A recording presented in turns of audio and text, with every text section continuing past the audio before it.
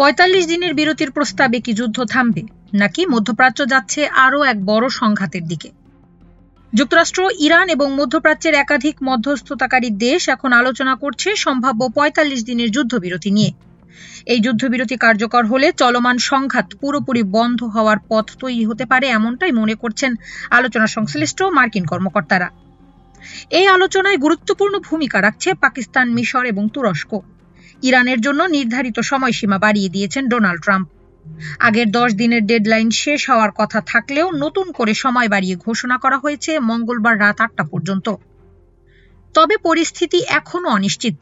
সূত্র বলছে আগামী 48 ঘন্টার মধ্যে পূর্ণাঙ্গ কোনো সমঝোতায় পৌঁছানোর সম্ভাবনা খুবই কম।